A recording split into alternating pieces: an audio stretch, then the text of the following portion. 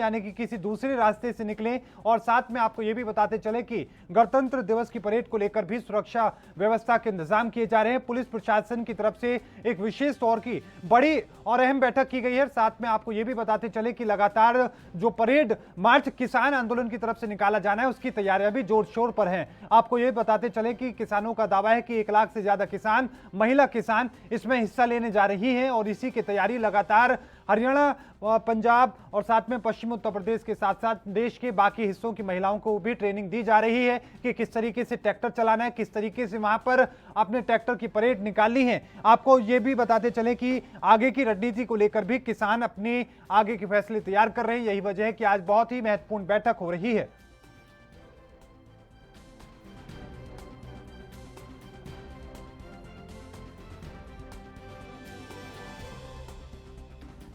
और इसी खबर पर हमारे साथ और ज्यादा चर्चा करने के लिए रामपाल जाट हमारे साथ जुड़ चुके हैं, किसान नेता हैं। आपका स्वागत है सर एएनपी न्यूज पर। रामपाल जाट जी, एक बहुत ही दुखद तस्वीर सामने आई है। एक और किसान है जिन्होंने आत्महत्या कर ली है, क्या कहेंगे सर आप उन पर? ये दिल को धक्का पहुंचाने वाला समाचार है मोहित चौधरी जी।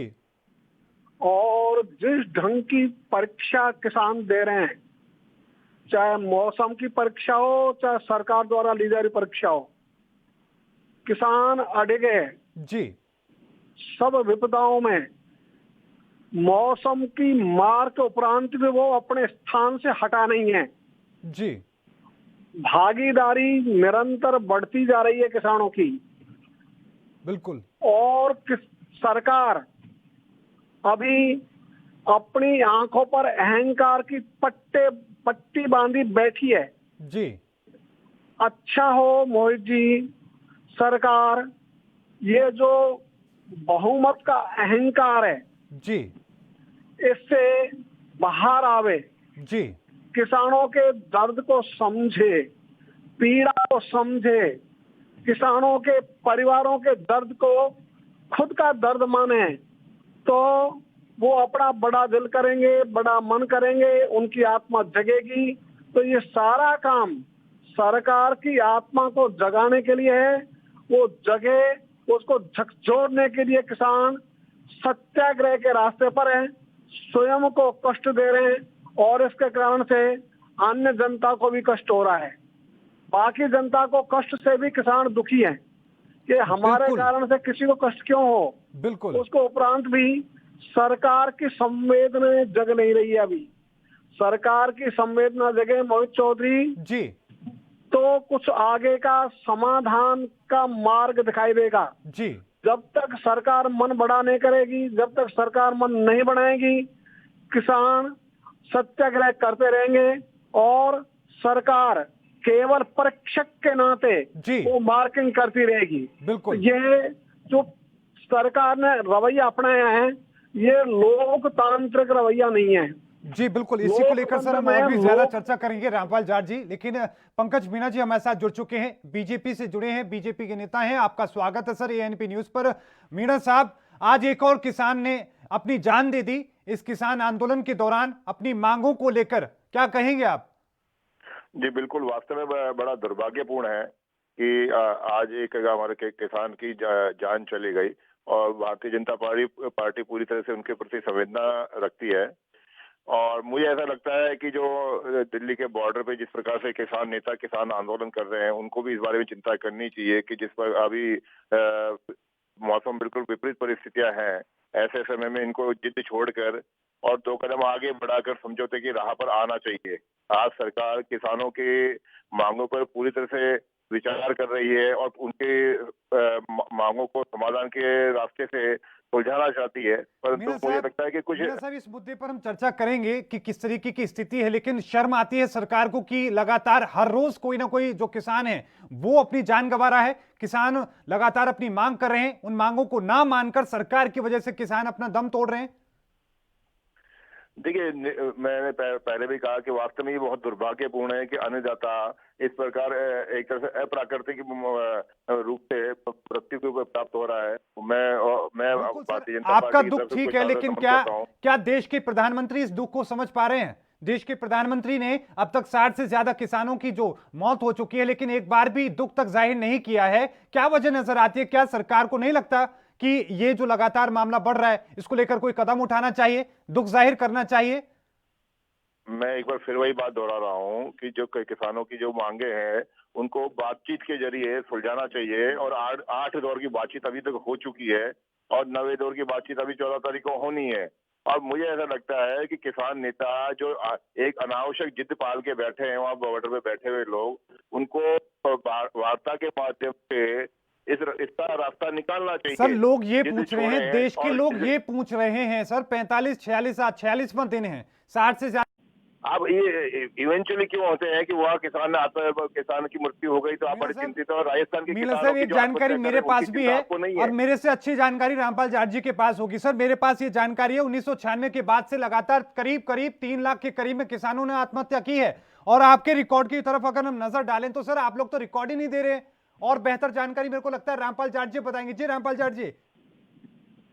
मोहित चौधरी जी, ये जो आत्महत्याओं का सिलसिला है, इनकी जो रिपोर्ट होती थी क्राइम ब्यूरो में, जी भारत सरकार ने 2015 से उसको बंद कर दिया। बिल्कुल।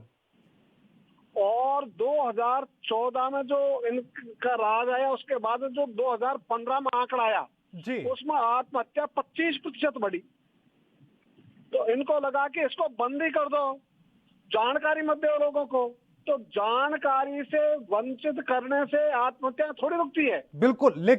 लेकिन रामपाल जाट जी, क्या इस बात को जस्टिफाई किया जा सकता है कि अगर यहां पर 60 किसानों ने अपनी जान गंवाई है और अगर किसी प्रदेश में, राजस्थान में 40 किसानों ने जान गंवाई है, तो क्या जस्टिफाई किया जा सकता है? दोनों ही स्थिति में जो किसान की जान जा रही तो शर्मनाक है, दुखद है।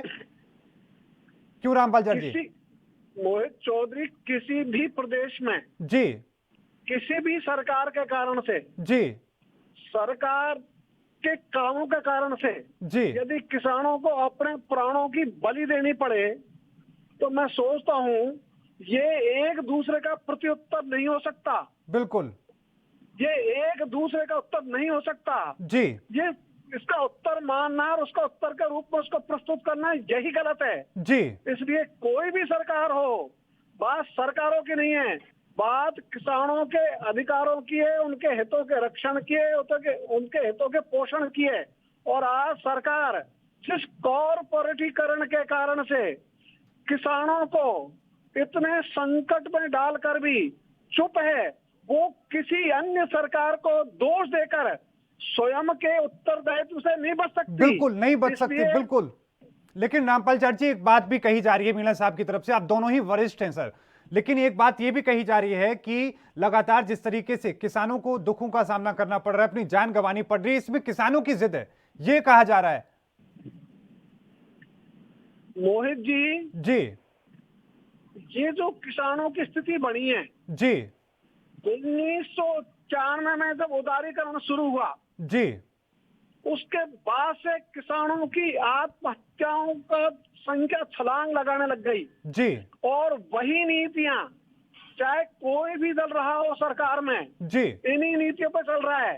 तो हम तो कह रहे हैं कि भाई ये नीतियां छोड़ो, तुम विश्व बैंक के ऋण के जाल में फंसते हो, फिर विश्व बैंक के निर्देश के अनुसार तुम कानून बनाते हो, इसको छोड़ो ना, कम से कम स्वाभिमान जगाओ खुद के देश का, खुद का। इसलिए मैं तो कहना चाहूंगा, जिसके अंदर स्वाभिमान नहीं, वो कैसे कह सकता है कि वो अच्छा शासक है? ठीक है सर, बिल्कुल। अच्छे शासक बनो जी, चौधरी साहब, इसकी आवश्यकता है। जी, बिल्कुल। ये कोई बनने को तैयार नहीं, बिल्कुल। ये तो केवल आरोप, गाड़ी गलौच, है ना, इसकी भाषा पर है। बिल्कुल सही बात है सर। मैं आंदोलन पर फिर से आना चाहूंगा, और आंदोलन पर आने से पहले एक बार आप थोड़ा बता दीजिए कि आखिरकार इस कानून को लेकर क्यों आखिरकार किसान अपनी मांग कर रहे हैं? क्या आखिरकार वजह है कि लगातार सरकार इस बात को नहीं मान रही है, किसानों की बात को नहीं सुन रही है, ताकि दर्शक समझ सके, और उसके बाद फिर मीणा साहब का जवाब। मोहित चौधरी साहब जी, ये सारा कानून आज की देन नहीं है जी, 1991 में ये नीति बन गई थी। जी, और 1991 में जो नीति बनी कि खेती का कॉर्पोरेटीकरण करो, खेती अब तक बची हुई थी, बीज पे पहनाना पूरा अपना अधिकार कर लिया कंपनियों ने, जी खाद पे अपना अधिकार कर लिया कंपनियों ने, कीटनाशकों को अपना अधिकार कर लिया कंपनियों ने, पीने के पानी को छीन लिया इन कंपनियों ने। बिल्कुल। अब इनके लिए बचा था खेती का क्षेत्र, तो जी। मैं सोचा इतने क्षेत्रों में हम सफल हो गए तो इसमें भी सफल होंगे। इसलिए हमारे माननीय प्रधानमंत्री जी का एक स्टेटमेंट छपा इकोनॉमिक्स टाइम्स में, वो कहते हैं अमेरिका वालों अब तो निवेश करो, जितने तुमने सुधार के लिए कहा था सब कर दिया हमने, अब तो आपके लिए हमने खेती का क्षेत्र भी खोल दिया है। बिल्कुल। तो ये जो विश्व बैंक, अंतर्राष्ट्रीय मुद्रा कोष, जो इनका हथियार है कॉर्पोरेट जगत के, उनके चंगुल में सरकार फंसी हुई है। जब तक वो उसे निकलेगी नहीं, स्वयं के स्वाभिमान की बात करेगी नहीं, आत्मनिर्भरता के लिए आगे बढ़ेगी नहीं, तब तक ये कोई सी भी सरकार हो इसी ढंग से करेंगे। इसलिए सरकार उनके दबाव के कारण से फंसी हुई दिख रही है और वो पीछे इसीलिए नहीं हट रही कि वो क्या कहेंगे हमसे। तो हम कहते हैं भाई, जितनी चिंता तुम नोट वाले कॉर्पोरेट जगत की कर रहे हो, उससे आधी चिंता वोट वालों की कर लो ना। बिल्कुल। तो रास्ता निकल आएगा। बिल्कुल सर, वोट वालों की जवाब ले चिंता लेते हैं करने को सर। तैयार नहीं है। जवाब ले लेते हैं मीना साहब, जितनी चिंता सरकार को नोट वालों की है उतनी अगर आप वोट वालों की कर लो तो स्थिति बदल जाएगी, क्या कहेंगे आप? देखिए मोहित जी, इस जी। प्रकार से अभी केंद्र सरकार ने कृषि सुधार के लिए जो 3 बिल लाए, 3 बिल पारित किए गए। जी। मैं आज भी गाँव में जाके जब चौपाल को इस बारे में चर्चा करता हूँ, राजस्थान के अलग अलग गाँव में हर किसान इस बात की तारीफ करता है कि मोदी सरकार ने 70 साल बाद में हमारी और हमें बिक्री की एक आजादी। अब तक हमारा तो किसानों के गाँव किसानों की मजबूरी कि केवल मंडी यार्ड में बेच सकते हैं, उसके अलावा उसको बेचने में दिक्कत होती है। आज जब हमको खरीदारों की स्वतंत्रता मिलती है और खरीदार जब हमारे पास मीना साहब, तब मीना उनको साहब ज्यादा आप बहुत ही मिलेगा। सौभाग्यशाली थे कि आपको इतने अच्छे किसान वहां पर मिल गए और किसानों को इंतजार था इस कानूनों का। लेकिन एक तस्वीर मैं भी दिखाने की कोशिश कर रहा हूं। अभी की खबर है, करनाल में मुख्यमंत्री मनोहर लाल खट्टर एक महापंचायत कर रहे थे किसानों की, उनको इन कानूनों की क्या फायदे हैं ये गिनाने की कोशिश कर रहे थे। वहां पर लोगों को देखकर, किसानों के रोष को देखकर वो जनसभा को छोड़कर भाग गए सर वहां से। ऐसी स्थिति बन चुकी है, मुख्यमंत्री को भागना पड़ रहा किसानों के सामने से। मोहित जी, राजस्थान के लगभग सभी गांव में भारतीय जनता पार्टी के कार्यकर्ता नेता पहुंचे और किसान चौपाल बात के माध्यम से किसानों को समझाने की कोशिश करी। जी। और मजे की बात यह है कि राजस्थान में कहीं भी ऐसा विद्रोह नहीं हुआ।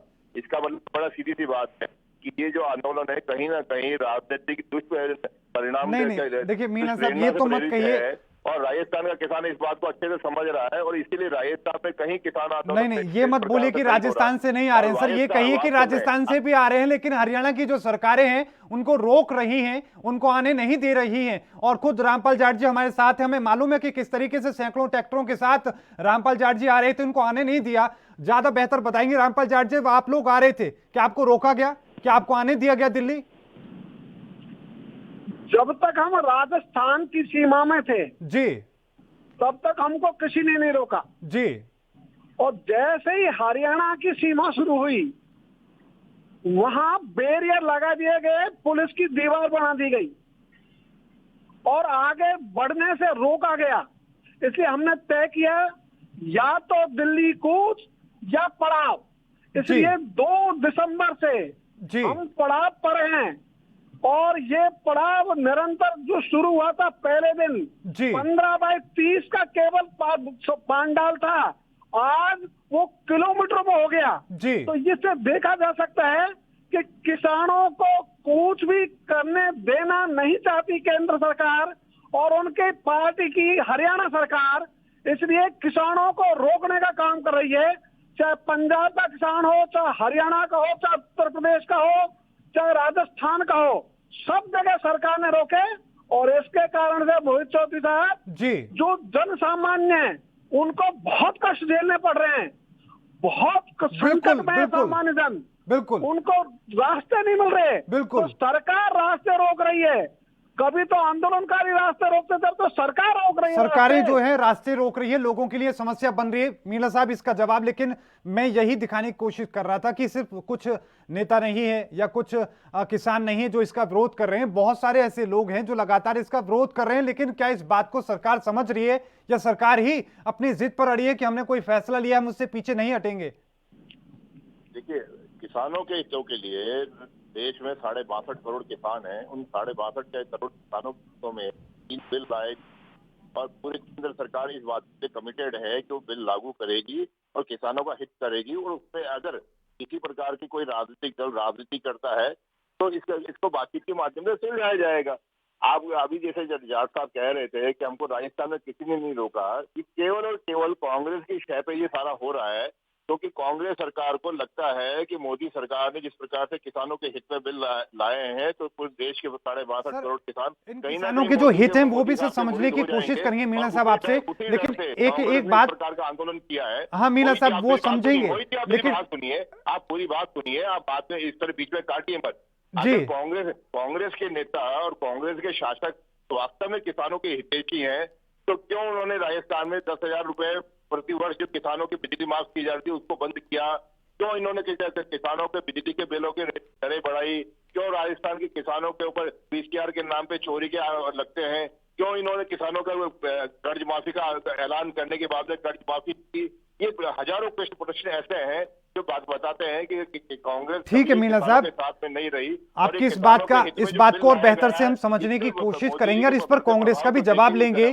लेकिन रामपाल जाट जी से भी समझ लेते हैं। रामपाल जाट जी बहुत बड़े हैं, वरिष्ठ हैं, अनुभवी हैं। रामपाल जाट जी, क्या आंदोलन के पीछे विपक्ष का हाथ है? क्या विपक्ष की सह पर यह आंदोलन हो रहा है? हम तो चाहते हैं कि जो अभी केंद्र में सत्तारूढ़ दल है, हरियाणा में सत्तारूढ़ दल है, उत्तर प्रदेश में सत्तारूढ़ दल है, वो भी शय दे दे। तो यदि उनके भी शय मिल जाए तो अच्छा काम हो जाएगा। जी बिल्कुल। तो यदि अच्छे काम में यज्ञ में कोई आहुति देगा तो अच्छी बात है ना, आप भी दो ना आहुति। बिल्कुल। इसलिए केवल कांग्रेस को गाड़ी गड़ोस करने से और कांग्रेस द्वारा बीजेपी को गाड़ी गड़ोस करने से इस आंदोलन को भटकाने का प्रयास किया जाता है। बिल्कुल प्रयास है, बिल्कुल सर। प्रयास सदा ही असफल रहेगा। बिल्कुल। रामपाल जाट जी, आखिरी कमेंट, क्या अपील करेंगे आप सरकार से? हम अपील करना चाहेंगे सरकार से, आपके माध्यम से, मोहित चौधरी साहब, आपके चैनल माध्यम से, कि सरकार किसानों के दर्द को समझे, रोटी पर आक्रमण नहीं करे। जी। ये केवल किसानों की बात नहीं, रोटी सबको चाहिए। आज ये रोटी को महंगी करने जा रहे हैं। आज जो अन्न उपजाता है उसकी जो हिस्सेदारी है ये घटाना चाह रहे हैं। जितना ये उपभोक्ताओं की जेब से वसूल करेंगे उससे, तो ये दोनों को लूटने पर उतार हुए हैं। तो सरकार का कर्तव्य, संविधान दायित्व ठीक है सर, कि सरकार जन की रक्षा के लिए, उपभोक्ता और उत्पादक दोनों की रक्षा के लिए आगे आए। ठीक है सर, बिल्कुल। बहुत बहुत धन्यवाद रामपाल जाट जी हमारे साथ जुड़ने के लिए। वरिष्ठ किसान नेता हमारे साथ जुड़े। पंकज मीणा जी अभी भी हमारे साथ जुड़े हुए, लेकिन वो तस्वीरें हम आपको दिखा रहे हैं। आपको बता दें कि करनाल की तस्वीरें, जहां पर मुख्यमंत्री मनोहर लाल खट्टर वहां पर महापंचायत कर रहे थे, लेकिन वहां पर हजारों की संख्या में किसान उनका विरोध करने के लिए पहुंचे थे। सीधी तस्वीरें वहां से। पंकज मीणा जी, मैं आपका रुख फिर से करना चाहूंगा। आप लगातार ये कह रहे हैं कि ये तो तीनों कृषि कानून हैं, ये किसानों के हितकारी हैं, किसानों के फायदेमंद हैं। जरा एक बार वो फायदे बता दीजिए ताकि दर्शक समझ सके। देखिए मोहित चौधरी जी, तो आपने किसानी को और किसान को नजदीक से देखा होगा जी। 70 साल में किसानों की तरक्की केवल इसलिए नहीं हो पाई, उनका उत्पाद, उसको फसल का उचित मूल्य नहीं मिलता। जी। किसान 6 महीने मेहनत करता है और फिर 6 महीने बाद उसको जो धान पैदा होता है, जो दाल पैदा होती है, दलहन पैदा होती है, अन्न पैदा होता है, उसका उचित मूल्य नहीं मिलता। और उचित मूल्य नहीं मिलने का एक जो सबसे बड़ा कारण था कि मार्केटिंग तंत्र, जो हमारा मार्केटिंग तंत्र है, वो बिल्कुल फेल्योर था 70 साल में। पहली बात 70 साल बाद में मोदी सरकार ने इस बात की चिंता की और किसान को अपने उत्पाद के उचित मूल्य मिल सके, इसके लिए उन्होंने उनको आजादी दी, स्वतंत्रता दी कि वह अपना माल कहीं भी बेचे। वो मजबूर नहीं है कि केवल मंडी में जाके माल बेचे। लेकिन पंकज मीणा साहब, एक बात ये कही जा रही है किसानों के द्वारा लगातार कि ये जो आपने बाहर से कह रहे हैं कि आप ओपन मार्केट में जाइए, इस तरह की चीजें आप कह रहे हैं, इससे किसानों को नुकसान होगा। उन्होंने ये कहना है कि जो रिश्ता एक आढ़तियों के बीच में, किसानों के बीच में एक लंबे दौर से रहा है कि जब भी सुख दुख का वक्त होता है तो किसान खुद आढ़ती से जाकर मिलते हैं, पैसे ले आते हैं, वो रिश्ता खत्म हो जाएगा। खुद सुषमा स्वराज जी ने लोकसभा में इस बात को लेकर अपनी पूरी बात कही थी, आपको याद होगा मीणा साहब।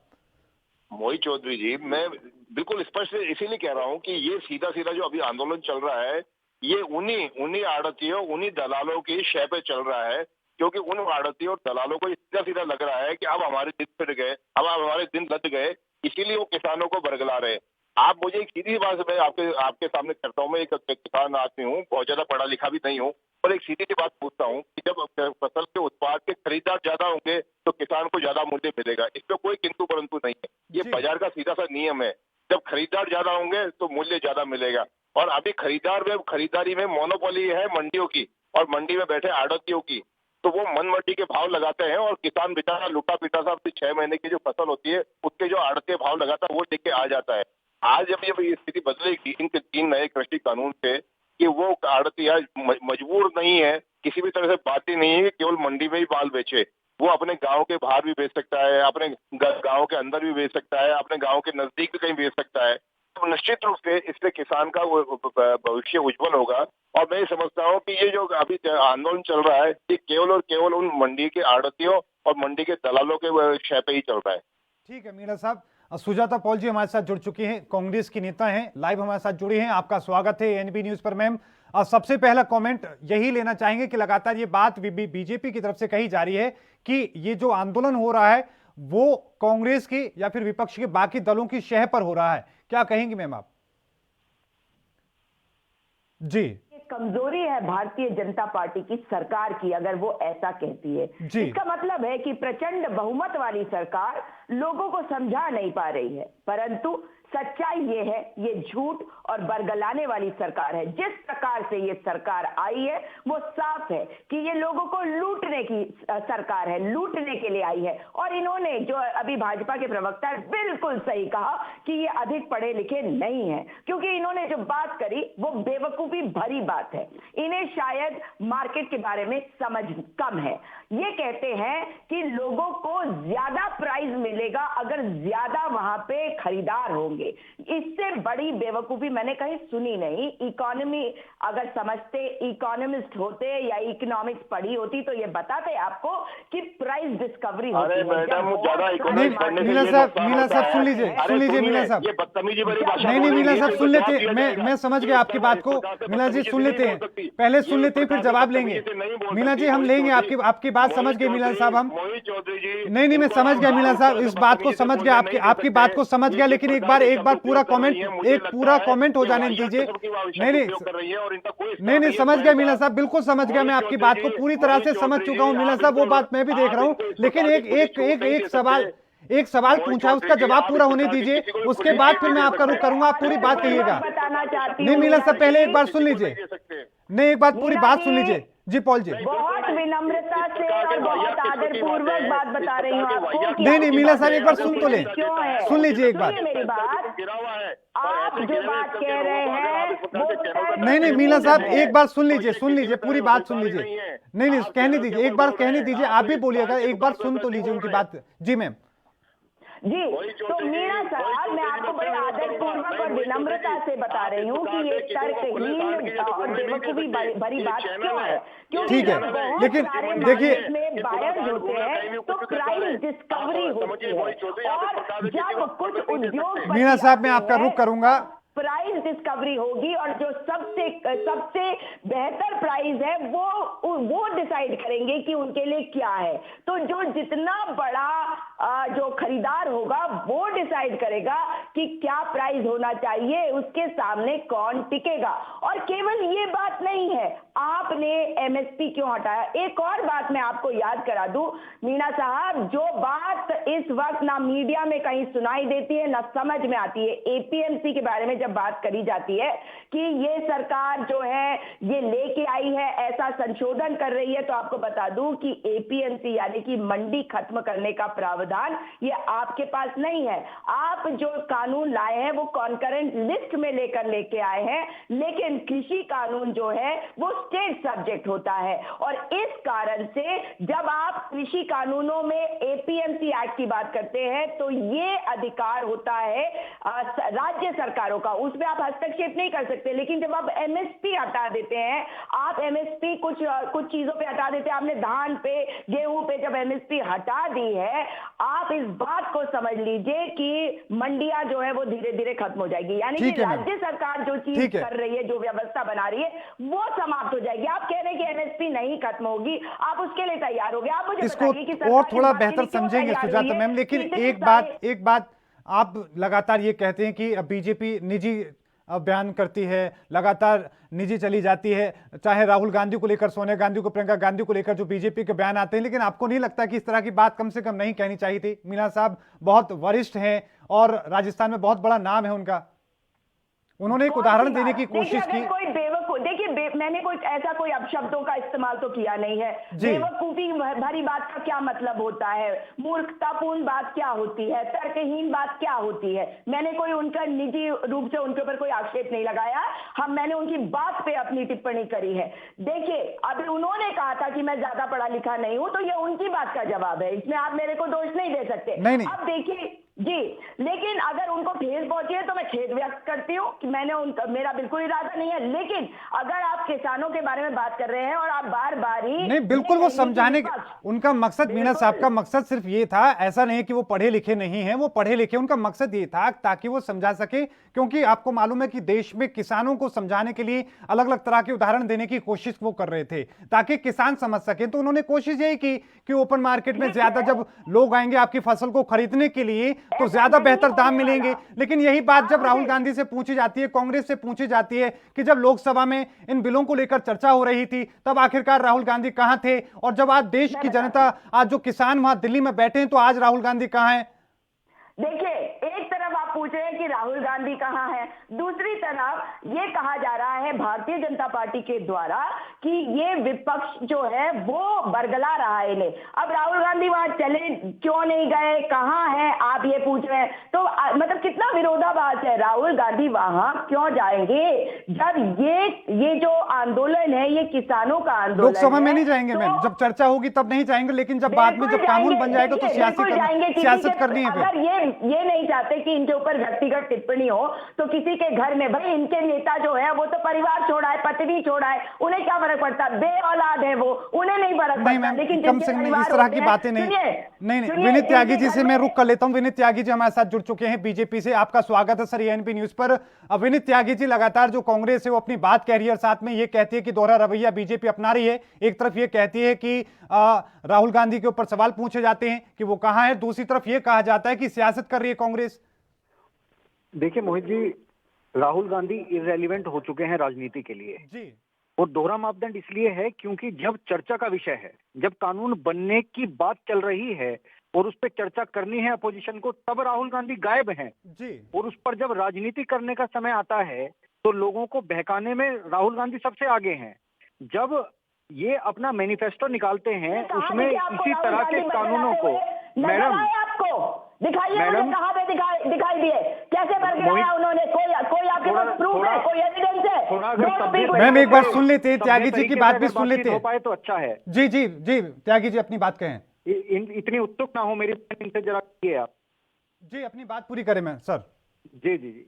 जब राहुल गांधी जी एक प्रेस कॉन्फ्रेंस में बैठते हैं, मैनिफेस्टो लॉन्च करवाते हैं कांग्रेस का और उसमें इस तरह के क्लोज देते हैं कि हम एसेंशियल कमोडिटी एक्ट को हटा देंगे, एपीएमसी को रिपील कर देंगे, ये सब घोषणाएं वो करते हैं घोषणा पत्र। फिर जब हमारी सरकार लेकर आती है इन बिलों को, उस पर चर्चा पार्लियामेंट में होती है, तब निदारद रहते हैं जी। उसके बाद वो लोगों को भड़काने की कोशिश करते हैं और किसानों को बहकाने की कोशिश करते हैं कि आप जमीन छीन ली जाए, तो तरह तरह के झूठ वो फैलाने की कोशिश करते हैं। तो ये तो सीधा सीधा दोहरा मापदंड है। वो एक निम्न स्तर की राजनीति करने की कोशिश कर रहे हैं, उसमें भी वो ज्यादा दिन तक टिके नहीं रहते। त्यागी जी, इसी बात पर एक बात ये कही जा रही है कि अगर राहुल गांधी या फिर कांग्रेस इतनी कम सीटें लेने के बावजूद, हारने के बावजूद अगर अपना संदेश किसानों तक पहुंचाने में कामयाब रही तो बीजेपी फेल क्यों हुई, सरकार फेल क्यों हुई? देखिए मोहित जी, देश में करोड़ों किसान हैं, जी पूरे देश में, कश्मीर से लेके कन्याकुमारी तक, जी, और करोड़ों किसान इस बिल के समर्थन में है, तीनों बिलों। जी कुछ डिस्टेंट है, कुछ लोगों को बहकाने की कोशिश यहाँ की गई है, जी। उनको भी समझाने का प्रयास हम निरंतर कर रहे हैं। बात हो चुकी है, और जो भी क्लोज में इनको दिक्कत हो, जिस भी प्रावधान में इन्हें दिक्कत हो, उसके ऊपर खुली बातचीत करने के लिए सरकार तैयार है। कोई बदलाव का प्रस्ताव ये लाएं उसके ऊपर, तो उस पर भी चर्चा करके काम करने को सरकार नहीं तैयार सर, ये तो है। मानना पड़ेगा। इससे ज्यादा और नहीं, क्या ये तो स्पष्ट कुछ हो सकता त्यागी है? जी, ये बात माननी पड़ेगी। मैं पॉल मैम का भी कमेंट लूंगा, लेकिन ये बात तो माननी पड़ेगी कि कमी रही है, सरकार कहीं ना कहीं फेल हुई है। यही वजह है कि कृषि मंत्री कहते हैं जाइए आप सुप्रीम कोर्ट में जाकर फैसला करा लीजिए। ये आप मानकर चलिए। नहीं, ये तो मानना पड़ेगा। मोहित जी, ये मिसकोट कर रहे हैं आप।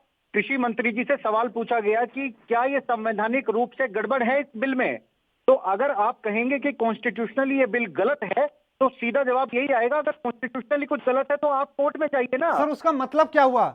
उसका मतलब क्या हुआ सर? मतलब यही हुआ ना कि आप जाकर कोर्ट में फैसला करा लीजिए। नहीं मोहित जी, मतलब ये हुआ कि आप झूठ बोल रहे हैं, और आप सिर्फ झूठ सड़कों पर ना बोलें, आप उस झूठ को कहीं साबित तो करेंगे ना। आप सरकार की मानेंगे नहीं, किसी की बात मानेंगे नहीं, नहीं आप सर, सड़कों को जाम करके बैठेंगे, तो फिर आपको कोर्ट से ही समझना पड़ेगा ना आपको। नहीं सर, नहीं। जिस तरीके से और जिस तरीके से लगातार पहले से वो लोग ट्वीट कर रहे हैं कृषि मंत्री के, हम कानून को रद्द नहीं करेंगे, कानून अच्छे हैं, कानून अच्छे हैं, और जब किसान वहां पहुंचते हैं उनकी बातें नहीं सुनी जाती है, बाद में कहा जाता है कि चले जाइए आप कोर्ट में, तो सर उसका मतलब क्या होता है जनता समझ रही है। नहीं, जी मैम, आपका कानून रिपील करने का कोई सवाल नहीं होता। बहुत चर्चाओं के बाद। नहीं त्यागी जी, एक बार जवाब सुन लीजिए। जी मैम। त्यागी जी कह रहे हैं कि कानून के समय पे राहुल गांधी कहाँ थे? मतलब राहुल गांधी के आगे भी सोच लीजिए। अरे प्रचंड बहुमत की सरकार है, प्रचंड बहुमत की सरकार जो है वो लोगों की सरकार होती है या नहीं? 60 से 70% जो किसान है हमारे देश का की पॉपुलेशन, देश की जनसंख्या का 60 to 70% किसान है। जिस देश की रीढ़ की हड्डी कृषि है, आप उस कृषि को बेचने की कोशिश कर रहे हैं अडानी अंबानी को। अडानी के साइलोस तैयार हो जाते हैं कई वर्ष पूर्व, और आप बातें कर रहे हैं अजीबोगरीब। आप कह रहे हैं कि राहुल गांधी मौजूद नहीं थे संसद में और वो बरगला रहे हैं। आप मुझे बताइए ना कि क्या किसान जो है ऐसे किसी भी सांसद के द्वारा बरगलाया जा सकता है जिनको आप कह रहे हैं कि वो संसद में मौजूद नहीं थे? ऐसा कैसे हो सकता है? और प्रूफ निकालिए ना, कहां पे आप ऐसा कोई बात कह सकते हैं कि किसी किसान ने कहा हो या कहीं पे राहुल गांधी आपको दिखे हो? भाई हम विपक्ष में हैं, और विपक्ष का काम होता है कि अगर देश में एक भी व्यक्ति परेशान है तो उसकी आवाज सरकार तक पहुंचाए। अगर एक भी मुद्दा ऐसा है जिससे लोग परेशान हो रहे हैं तो उस मुद्दे को उठाएं और सरकार को बताएं कि इस पे लोग परेशान हो रहे हैं, आप इसमें रास्ता निकालिए। और अगर कांग्रेस मैं आपको बीच में रोकना चाहूंगा मैम। एक बड़ी खबर इस बीच करनाल से आ रही है। आपको बता दें कि किसान आंदोलन को लेकर इस वक्त की बड़ी खबर, हरियाणा के करनाल से किसानों पर लाठीचार्ज किया गया है। मुख्यमंत्री मनोहर लाल खट्टर के कार्यक्रम में वहां उसका विरोध किसान कर रहे थे। इस वक्त की बड़ी और महत्वपूर्ण खबर, किसानों से संवाद कार्यक्रम का यह विरोध किसानों के द्वारा किया गया है। मुख्यमंत्री के द्वारा महापंचायत का आयोजन किया गया था जिसका विरोध लगातार किसान कर रहे थे। वहां पर लाठियां भांजी गई हैं पुलिस के द्वारा। इस वक्त की बड़ी और महत्वपूर्ण खबर आपको बता दें कि करनाल से मुख्यमंत्री मनोहर लाल खट्टर का कार्यक्रम का विरोध कर रहे किसानों पर लाठीचार्ज किया गया है। ये वो तस्वीरें हैं, तस्वीरों में आप देख सकते हैं कि किस तरीके से हजारों की संख्या में किसान वहां पर मौजूद हैं और साथ में आंसू गैस के गोले दागे गए हैं। तस्वीरों में आप देख सकते हैं इस वक्त की बड़ी और महत्वपूर्ण खबर आपकी टीवी स्क्रीन पर। मुख्यमंत्री मनोहर लाल खट्टर के कार्यक्रम का विरोध किसान लगातार कर रहे थे और ये कई दिनों से लगातार जिस तरीके से बीजेपी अपने कार्यक्रम कर रही है, जगह जगह पर जाकर किसानों को मनाने की कोशिश कर रही है, ये कानूनों के जो फायदे हैं वो गिनाने की कोशिश कर रही है, उसी का विरोध लगातार किसान भी कर रहे हैं। करनाल की तस्वीरें आपकी टीवी स्क्रीन पर। मुख्यमंत्री मनोहर लाल खट्टर का कार्यक्रम था और करनाल उनका विधानसभा क्षेत्र है, वहां पर यह कार्यक्रम था। इसी दौरान यहां पर हजारों की संख्या में किसान पहुंचते हैं, काले झंडे लेकर उसका विरोध करते हैं, जिसके बाद में पुलिस कर्मियों के द्वारा लाठीचार्ज किया जाता है। इस वक्त की बड़ी और महत्वपूर्ण खबर आपकी टीवी स्क्रीन पर। मैं फिर से चर्चा का रुख करते हैं। मुख्यमंत्री को लेकर, इस मामले को लेकर कमेंट लेते हैं। सबसे पहले आपका क्या कमेंट होगा? किसान विरोध करते हैं, लाठियां भांजी जाती हैं, मुख्यमंत्री का कार्यक्रम, क्या कहेंगे मैम? देखिए कितना दुर्भाग्यपूर्ण है कि एक मुख्यमंत्री को जिनकी सरकार है, जो कानून लाती है, उन्हें महापंचायत करनी पड़ रही है लोगों को समझाने के लिए। और अगर जनतंत्र है ये और तंत्र का इस्तेमाल जन के विरुद्ध होता है तो ये निहायत ही शर्मनाक है, इसकी मैं भर्त्सना करती हूँ। अगर किसानों के ऊपर इन्होंने लाठीचार्ज किया है तो ये दिखा रहा है कि ये शासन करने के लायक नहीं है, ये लोगों को समझाने के लायक नहीं है, ये अपने पावर का दुरुपयोग कर रहे हैं। जी त्यागी जी, सत्ता में आ गई तो अब किसानों की भी नहीं सुनना, लाठियां भांजनी, विरोध भी नहीं देखना। देखिए मोहित भाई जी, ये आंदोलन चलते हुए आज 46वां दिन, बिल्कुल 46वां दिन है सर। और मैंने आपको आज सुबह भी हम चर्चा में बैठे थे तो दृश्य बताए थे जी। जो दिल्ली की सीमाओं के, कि जहां 15-20 किसान हैं और 100-150 पुलिस वाले हैं, जी, तब भी किसी ने ना तो किसान को हाथ लगाया और जो वो करना चाहते थे ना उन्हें करने से रोका गया। अब वहां क्या स्थिति बनी है उस पर इमेच्योर कमेंट मैं तो करना नहीं चाहूंगा मेरी बहन की तरह। पहले पूरी जानकारी वहां लेनी चाहिए, फिर सर जानकारी हम बता देते हैं। सर मामला ये है कि लगातार आप लोगों के द्वारा महापंचायत करके किसानों को फायदे गिनाने की कोशिश की जा रही है बीजेपी के द्वारा। मुख्यमंत्री मनोहर लाल खट्टर का कार्यक्रम था, लगातार पहले से ही विरोध हो रहा था कि कार्यक्रम नहीं किया जाएगा। जो मुख्यमंत्री का जो कार्यक्रम है उन्होंने पहले से ही विरोध करना शुरू कर दिया था किसानों ने। आज वहां पर पहुंचे तो उनके ऊपर लाठियां भांजी गई हैं। नहीं, ऐसा नहीं होता है मोहित भाई, ऐसा नहीं होता है कि विरोध कोई कर रहा था तो वहां पे लाठियां, विरोध में ही बैठे हैं ना 46 दिनों से। जी, अब तक तो किसी ने लाठी नहीं मारी है। नहीं सर, आप कैसी बात कर रहे हैं मोहित नहीं भाई? सर, पूरी रेवाड़ी की वो जानकारी नहीं है तस्वीरें भी हमने दिखाई है कि रात के अंधेरे में बारिश के वक्त में किस तरीके से लाठी किसानों पर भांजी गई और किस तरीके से वाटर कैनन का इस्तेमाल वहां पर किया गया, रात के टाइम पे भी वहां पर किया गया। हमने शाहजहांपुर की वो तस्वीरें भी दिखाई। सर ये मत कहिए कि नहीं किया गया। मैं अपनी बात देखिए, जी त्यागी जी, 40 दिनों से किसान सीमा पर बैठे हैं दिल्ली की, और हम भी देख रहे हैं, आप भी देख रहे हैं, जनता भी देख रही है जी। और जहां तक मेरी बहन कह रही थी कि प्रचंड बहुमत वाली सरकार है हमारी और हम लोगों के बीच में जा नहीं पा रहे हैं जी, तो मैं आपको भी और मेरी बहन को भी ये बता देना चाहता हूं कि जिस दिन जब से ये बिल आया है, पहले विधेयक था, फिर बिल पास हुआ पार्लियामेंट में, उसके बाद देश में बहुत चुनाव हो चुके हैं। ऐसा नहीं है कि चुनाव नहीं हुए हैं, काफी चुनाव हो चुके हैं देश, और जनता का कैसा समर्थन भाजपा को मिला है उस बाद, इन बिलों के आने के बाद, वो अपने आप में प्रत्यक्ष प्रमाण है।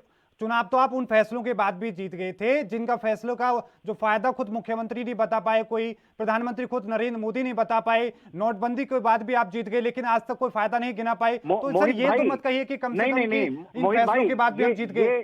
ये आप कुतर्क है कि कोई फायदा नहीं बता पाया। आप बहस रखिए, 2 घंटे मुझसे बात करिए, मैं आपको जितने फायदे आप चाहते हैं बताऊंगा। आप ऐसा मत कहिए प्रधानमंत्री नहीं बता पाए।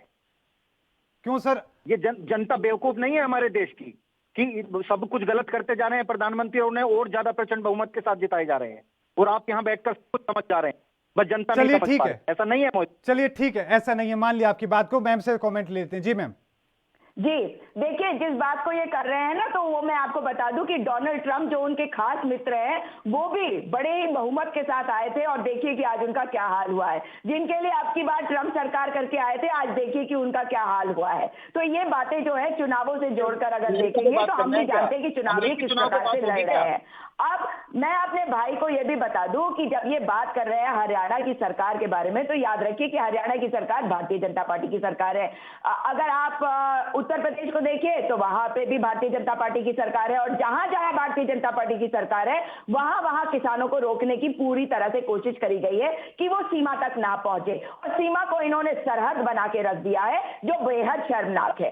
इस मामले में आपको भी मेरे भाई त्यागी जी, आपको भी किसानों के साथ ही होना चाहिए, क्योंकि आप अपनी बातों में ये बताते हैं कि आप किसानों के साथ हैं। आप ये समझते हैं कि अगर उनके ऊपर लाठीचार्ज हो, आप बताने की कोशिश कर रहे हैं तो कोई कारण रहा होगा। तो आप भी जानते हैं कि जो हो रहा है देश में वो गलत है। ये आपकी मजबूरी है कि आपको अपनी पार्टी की तरफ रखना पड़ रहा है। इस पे कमेंट ले लेंगे, लेकिन अगर किसी के ऊपर लाठीचार्ज हुआ है तो उसके विरुद्ध में आप लोगों को भी बोलना चाहिए, क्योंकि ये आपकी सरकार है। बिल्कुल बोलना चाहिए, अन्नदाता है हमारे देश के किसान है, बिल्कुल बोलना चाहिए, हर किसी को बोलना चाहिए। लेकिन मैम एक बात ये भी कही जा रही है कि जिन जिन राज्यों में आपकी सरकारें हैं उस दौरान वहां से जब इतनी भारी संख्या में किसान निकले थे वहां पर उनको रोका जाना चाहिए था ताकि स्थिति ना बिगड़े, कानून व्यवस्था को मेंटेन करके रखा जाए। अब 15 तारीख को आप जाकर राजभवनों को घेराव करने की बात कर रही है कांग्रेस, क्या ये सियासत नहीं है मैम?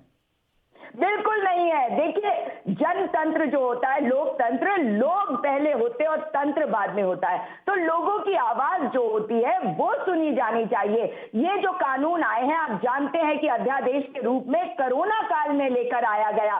जिस प्रकार से ध्वनि मत से इन्हें पारित किया, ये बेहद दुर्भाग्यपूर्ण है। अब देखिए, 15 में से 12 संशोधनों के लिए अगर ये तैयार हुए हैं तो इसका मतलब है कानून में ये जानते हैं कि गलत है। आप अगर इसका ठीकरा फोड़ना चाहते हैं कांग्रेस पर, तो याद करिए कि कांग्रेस के समय पे भी ये कानून जब लाए जा रहे थे और इसमें बहस हुई संसद में, तो सरकार पीछे हटी ना, तो इसका मतलब है उसमें कहीं ना कहीं कमी रही होगी। अगर आज भारतीय जनता पार्टी जिस कानून का उस समय विरोध कर रही थी और अब ला रही है, तो कहीं पे इनके ऊपर सवालिया निशान है।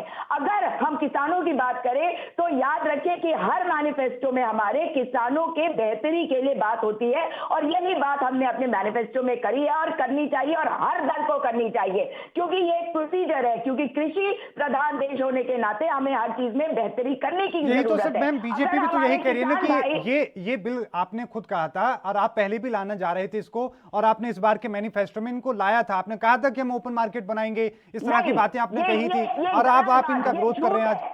नहीं, आप उसको ठीक से पढ़िए, ये झूठ है। और ये झूठ जो है, ये प्रधानमंत्री जी तक बता रहे हैं लोगों को। इस बात में बिल्कुल कोई तथ्य नहीं है। हमारा कहा जो गया है उसमें मैनिफेस्टो में, दैट इज वेरी क्लियर। उसमें ये कहा गया है कि उसमें बेहतरी करी जाए, उसमें संशोधन करा जाए, उसे ठीक करा जाए, ना कि उसको हम ये कानून को जबरदस्ती लेके आए। और अगर एक बार को मान भी लिया जाए कि अगर हम कानून लाते तो क्या हम बहस नहीं करवाते अगर हम सरकार में होते? और अगर हमने वो कानून लाने की कोशिश करी और आपने उसका विरोध पहले भी किया, तो अब आप मुझे ये बताइए कि केवल अडानी अंबानी जैसे उद्योगपतियों को ही क्यों बढ़ावा दिया जा रहा है? आप मुझे ये बताइए कि अडानी को जो कृषि भूमि है उसको लैंड कन्वर्ट करके क्यों दिया जा रहा है? आप मुझे बताइए कि अडानी जो है इस कोरोना काल में दूसरे नंबर का सबसे अमीर व्यक्ति भारत का कैसा हो? चलिए मैं जवाब ले लेते हैं, मैं हालांकि आपसे एक सवाल और लेना चाह रहा था, लेकिन काफी सारी बातें आपने कही। त्यागी जी, क्या कहेंगे आप?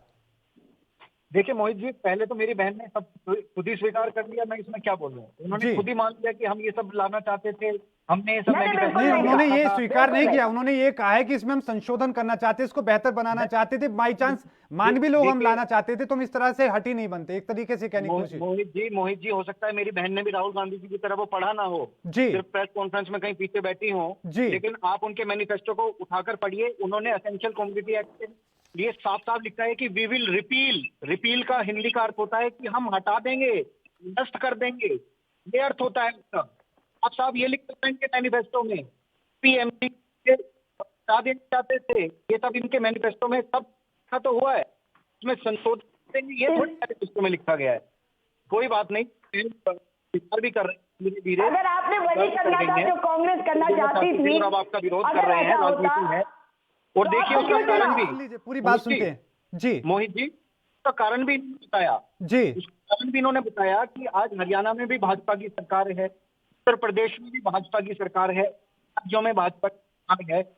चिंता का विषय कांग्रेस के लिए यही है, तकलीफ का विषय, ये भाजपा की सरकार क्यों है, यहाँ केंद्र में क्यों भाजपा की सरकार बैठी है। तो किसी भी स्तर तक जाके कहीं तक भी गिरकर कांग्रेस चाहती है कि सरकार को हटाया जाए, उसके लिए रास्ते उन्होंने ये चुने हैं। हम भारतीय जनता पार्टी मान लीजिए कांग्रेस यही चाहती है, मान लीजिए, और वो सत्ता में बैठना, वो कोई भी पार्टी हो, सत्ता में बैठी हुई पार्टी का यही चाहेगी कि हम कम से कम सत्ता में जाकर बैठे। लेकिन एक बात ये मानिए, मौका आपने दिया है, मौका आपने दिया, अपनी जिद पर आकर किसानों को नहीं समझा पाए, अपनी कहीं ना कहीं गलती तो इस बात की मानी नहीं, लेकिन जिद पर अड़े रहे सरकार के जरिए।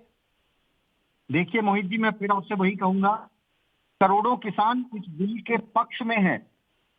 कुछ लोग कुछ किसानों कुछ लोग नहीं है सर, कुछ लोग नहीं है, देश के बहुत सारे लोग हैं, बहुत सारे लोग हैं। आपने ट्रैक्टर मार्च देखा होगा, ट्रैक्टर मार्च देखा होगा बीजेपी के, हमने बहुत सारे नेताओं की हमने रैलियां देखी हैं सर, कांग्रेस की भी देखी है, तमाम नेताओं की हमने रैलियां देखी है। कभी इतनी भारी संख्या में ट्रैक्टर हमने नहीं देखे जितने इस बार देखे गए। और सीधे तौर पर चेतावनी दी गई है कि 26 जनवरी को 1 लाख महिला किसान ट्रैक्टर मार्च में हिस्सा लेंगी सर। देखिए, ये राजनीतिक पार्टियां कुछ उसमें सहयोग करके ये सब कर रहे हैं। किसानों का मेजोरिटी पार्ट, मैंने वो टैक्स रैली आपकी पश्चिमी उत्तर प्रदेश में देखी है, मैं वहीं रहता हूँ, और वहां के निरंतर मैं बात भी करता हूं, मेरा खुद का भी गांव है, गन्ने की खेती हमारे यहाँ होती है। बार बार इसी बात को कहते हैं। मैं एक बात और पूछना चाहता हूं, मध्य प्रदेश की जैसे किसानों की हम बात करें, वहां पर उनके मक्का की फसल थी सर, उन्होंने भी कॉन्ट्रैक्ट फार्मिंग की थी और करीब करीब 16 करोड़ का मामला है, जो कंपनी भाग गई और किसान वहां पर तलाश में है। उन्होंने केस किया लेकिन कुछ नहीं हुआ अब तक। मध्य प्रदेश का मामला आपको वो भी देखना पड़ेगा अगर आप अपने क्षेत्र का उदाहरण दे रहे हैं सर। सुनिए जी, इस तरह की घटनाओं को बचाने के लिए तो बिल है ना ये। जी, अब तक जो कॉन्ट्रैक्ट फार्मिंग करते हैं उसको कोई लीगल जामा पहनाया नहीं गया, लेकिन ये इस बिल से उसको एक लीगल जामा पहनाया जा रहा है, जिससे कि वो कंपनियां किसानों के साथ ये ना कर पाए। जी, और हम तो ये कह रहे हैं कि कॉन्ट्रेक्चुअल फार्मिंग पहले से भी हो रही है देश में, जी, पूरा पंजाब करता है कॉन्ट्रेक्चुअल फार्मिंग, लेकिन वो लीगल जो एक बचाव किसानों के पास होना चाहिए वो ये बिल देता है, जो कि पहले से मौजूद नहीं है। ठीक है, तो इसमें किसको क्या तकलीफ हो सकती है? ठीक है मैम, आप इनकी बात का जवाब भी देना। साथ में एक सवाल ये भी है कि इससे पहले इन्होंने कहा था कि लगातार बीजेपी जीत रही है जहां पर भी चुनाव हो रहे हैं, अगर ये फैसले गलत होते तो जनता क्यों इन्हें जिताती? इसका जवाब भी और इनकी बात का भी।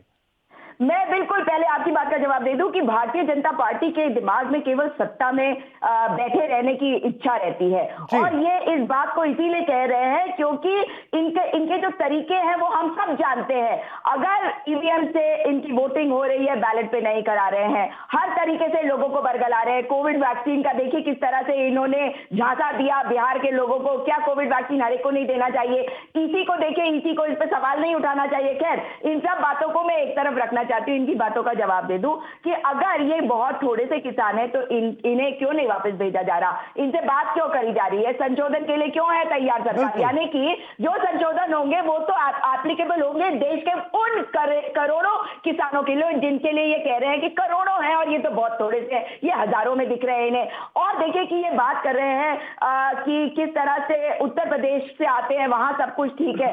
भाई मैं बता दूं आपको कि पुलिस ने उत्तर प्रदेश में जगह जगह पे लोगों को रोका है। एसडीएम ने 50 लाख का नोटिस थमा दिया था चंदौसी वाले एरिया में, बाद में कहा गया कि नहीं ये 50,000 का है। और किस लिए? कि वे किसानों को बरगला रहे हैं, जो किसानों को कहा जा रहा था कि वो किसानों को बरगला रहे हैं। भारतीय किसान यूनियन के एक एक जो नेता है उसके ऊपर एक एक पुलिस जो है उसके मूवमेंट तक को ट्रैक कर रही है इस वक्त उत्तर प्रदेश में, मगर क्या कर रही है सरकार? ये रोक नहीं पा रही है। मध्य प्रदेश की अगर बात करते तो हम मानते हैं कि कॉन्ट्रैक्चुअल फार्मिंग जहां होनी चाहिए वहां हो रही है, लेकिन जब लीगल जामे की आप बात करें तो जब लीगली एक कॉन्ट्रैक्ट साइन किया गया मेरे भाई, तो उस लीगल कॉन्ट्रैक्ट को छोड़ के एक व्यक्ति भाग जा रहा है, आप उसे पकड़ नहीं पाएंगे। यही वो कह रहे हैं कि इसको और बेहतर बनाने के लिए, यही कह रहे हैं वो, त्यागी जी कह रहे हैं इसको बेहतर बनाने के लिए ताकि किसानों के साथ ऐसी स्थिति ना हो।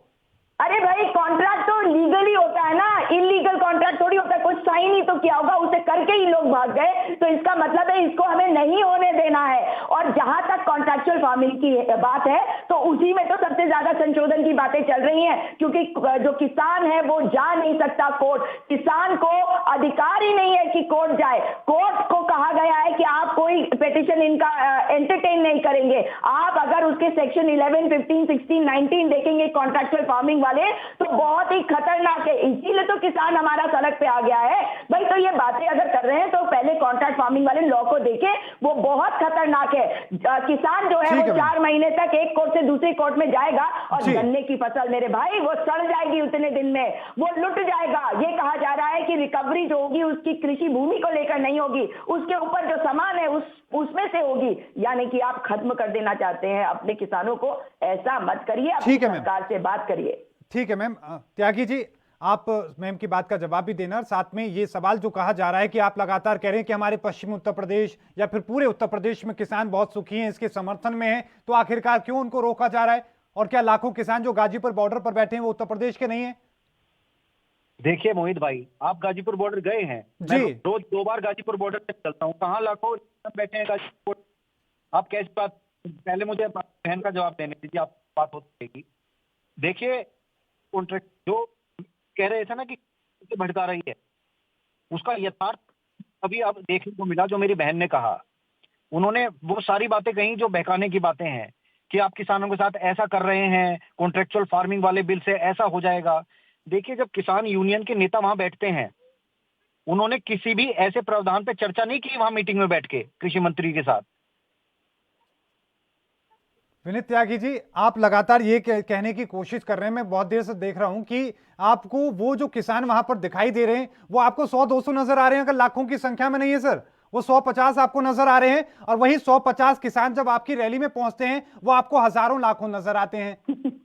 देखिए मोहित जी, मैं आपको सिर्फ इतना कह रहा हूं कि आप बढ़ा चढ़ाकर बातों को ना करें जी आप जो लाखों बता गाजीपुर बॉर्डर पर, वो सरासर झूठ है।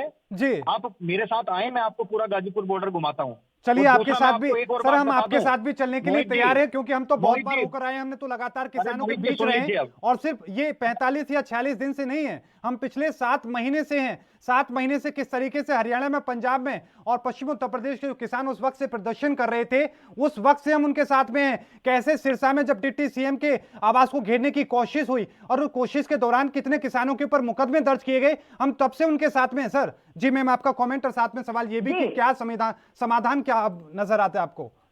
जी देखिए, इसमें मैं ये भी जोड़ दूं कि उत्तराखंड के किसान भी है, और जिस वक्त आप गाजीपुर बॉर्डर मेरे भाई के साथ जाएंगे, मुझे बताइएगा, मैं भी आपके साथ चलूंगी और मैं भी आपको दिखाऊंगी कि कितने किसान हैं।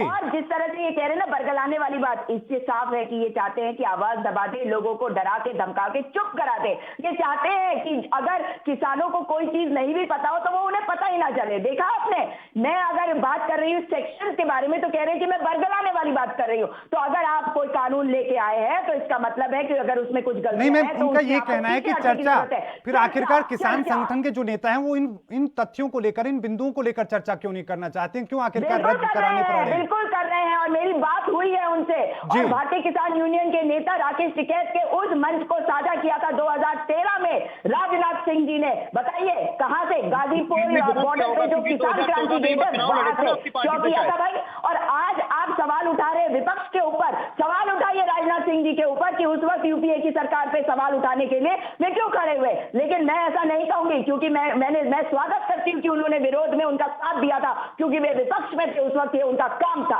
और सरकार को समझाना, सरकार को बताना, ये उनका काम था। आज ये हमारा काम है। हम भले ही गाजीपुर बॉर्डर में जाकर इसका राजनीतिकरण नहीं कर रहे हैं, क्योंकि किसानों की समस्या है। हम नहीं चाहते कि भारतीय जनता पार्टी, ठीक है मैम, लेकिन समाधान क्या नजर आ रहा है? अभी आप बेशक विपक्ष में हैं, लेकिन क्या समाधान नजर आ रहा है ताकि इसका समाधान हो सके? लगातार जान गंवा रहे हैं किसान, उसको निपटाया जा सके। सरकार संवेदनशील बने, सरकार किसान कानून जो है वो वापस लेकर दोबारा से प्रक्रिया स्टार्ट करे, किसानों से बात करें। किसान जो है इसमें मेन हितधारक है, केवल इसलिए क्योंकि अडानी ने साइलो बना लिए हैं, और अडानी जो है उसको बनाया है मोदी जी ने, और मोदी जी को बनाने वाला अडानी और अंबानी है। तो इस वजह से केवल कानून को थोप देना, जब किसान कह रहे हैं हमें नहीं चाहिए कानून, केवल आपके संशोधनों से काम नहीं चलेगा। और किसान ये कह चुका है कि हम बलि देते चले जाएंगे, लेकिन आपको कानून वापस लेने पड़ेंगे। तो उनका मान करिए, क्योंकि ये लोकतंत्र है। ठीक है त्यागी जी, सवाल का जवाब, लेकिन साथ में क्या सरकार को भी इसका समाधान नजर आ रहा है? क्योंकि मामला लगातार गंभीर होता नजर आ रहा है। सुप्रीम कोर्ट में कल सुनवाई भी है सर इस पर। बिल्कुल बिल्कुल, सुप्रीम कोर्ट में कल सुनवाई भी है, और इसका जो भी संवैधानिक, इसलिए कहते हैं कि संवैधानिक प्रॉब्लम है इसमें, उसका भी मेरे ख्याल से सुप्रीम कोर्ट कल फैसला दे ही देगी, अपना कमेंट कर ही देगी। सोल्यूशन एक ही है कि जो भी प्रॉब्लम है, अब निरंतर बैठना हो रहा है किसान संगठनों का और कृषि मंत्री और बाकी लोगों का, तो वहां पर वो अपनी प्रॉब्लम्स को रखें और साथ में बदलाव के प्रस्ताव रखें, सरकार के साथ चर्चा करें और समाधान पर पहुंचें। यही समाधान हो सकता है। अगर ऐसी जिद पकड़ी जाएंगी कि भाई रिपील ही होगा तभी बात होगी, तो इस तरह ये तो समाधान नहीं है कम से कम। बहुत सारे लोग हैं, उनकी बातें सामने आ रही है, उसके लिहाज से मैं पूछने की कोशिश कर रहा हूं कि अगर मानकर चलिए सरकार के सामने किसान नहीं मानते हैं, किसान अपनी मांग पर अड़े हैं कि हम जब तक कानून रद्द नहीं होंगे तब तक हम वापस नहीं जाएंगे, तो सरकार क्या करेगी? क्या कानून वापस फिर लेगी या लठ बजाएगी, किसानों पर गोली चलाएगी, किसानों पर क्या करेगी? क्या कोई सुझाव है आपके पास? कोई इसको लेकर कोई तैयारी की है, रणनीति है? देखिए मोहित जी, करोड़ों किसान इसके पक्ष में, मैंने आपसे कहा, और ये बिल वापस ले लेना उनके साथ नाइंसाफी होगी। ये बिल सरकार ऐसे एकदम से नहीं ले आई है, बहुत सोच समझकर बिल लाया गया है, और देश तरक्की में ये किसानों के आय को बढ़ाने में ये सहायक होने वाला है। तो ऐसे बिल वापस का इस्तेमाल होगा सर, ये मान लिया जाए इस आपके इस जवाब का? देखिए मोहित चौधरी जी, मैंने तो ऐसा नहीं कहा है। आप जबरदस्ती ऐसा कुछ मान लेना चाहते हैं तो मैं आपको मजबूर तो नहीं कर। आप ये कह रहे हैं कि हम इससे पीछे नहीं हटेंगे, बहुत सारे किसान हैं जो इसके समर्थन में। मैंने सीधा सा सवाल ये पूछा कि अगर नहीं मानते हैं किसान, दो विकल्प आपके पास हैं कि आप तो या तो कानून को रद्द करेंगे या फिर लठ बजाएंगे किसानों पर, क्या आप करेंगे? नहीं, ये आपके नजर से ये सिर्फ दो ही रास्ते हो सकते हैं, हमारी नजरों से ये दो रास्ते नहीं है। रिपील होने का सवाल इसलिए नहीं है क्योंकि ये बहुत सारे किसान इसके पक्ष में भी हैं और किसानों के फायदे के हैं। चलिए ठीक है सर, तो आखिरी कमेंट त्यागी जी, आपका आखिरी कमेंट, आप क्या अपील करना चाहेंगे किसानों से? देखिए, मैं किसानों से यही अपील करना चाहूंगा कि आप इस बिल को समझने की कोशिश करिए और अगर कुछ परेशानी लगती है तो उसकी चर्चा करिए और समाधान पर आने की कोशिश करिए। जो जिद है आपको वापस लेना ही होगा, जो टिकैत जी की बातों में नजर आता है, ठीक है सर, वो कुछ समाधान कहीं लेकर जाने ठीक है वाला मैम, आपका भी आप अपनी बात भी कहें, साथ में आखिरी कमेंट, आप क्या सरकार से अपील करेंगी, किसानों से अपील करेंगी? देखिए, अहंकार में डूबी हुई सरकार है, इसलिए मैं इस सरकार से ये निवेदन करती हूँ कि ये कृषि प्रधान देश है और हमारे जो किसान भाई हैं उनकी बात को सुना जाए। इस तरह की तर्कहीन बातें ना करी जाए। जब 12 संशोधनों के लिए तैयार है ये सरकार, इसका मतलब है ये त्रुटिपूर्ण है, ये जो विधेयक लाया गया है, इसलिए इसको वापस ले सरकार और इस पूरी चीज को हल करे और लोगों से बातचीत करके दोबारा से प्रक्रिया स्टार्ट करे। हम मना थोड़ी कर रहे हैं, हम तो चाहते हैं कि किसानों का हित हो, लेकिन जब इतनी गलतियां उसमें है तो आप पीछे हटिए। बिल्कुल, बहुत बहुत धन्यवाद आप दोनों मेहमानों का आज की इस चर्चा में हिस्सा लेने के लिए और अपना कीमती वक्त साझा करने के लिए। हमारे साथ त्यागी जी जुड़े, पॉल मैम जुड़ी, दोनों ने अपनी बात कही। आपने समझा होगा कि किस तरीके से तस्वीर जो लगातार इस आंदोलन की है वो बदलती नजर आ रही है। एक तरफ बीजेपी है जो कांग्रेस पर आरोप लगा रही, तो वहीं कांग्रेस भी लगातार ये पूछ रही है कि आखिरकार किसानों की मांग को पूरा क्यों नहीं किया जा रहा है। इस बुलेटिन में अभी के लिए इतना ही। देखते रहिए एनपी न्यूज, मुझे दीजिए इजाजत, धन्यवाद।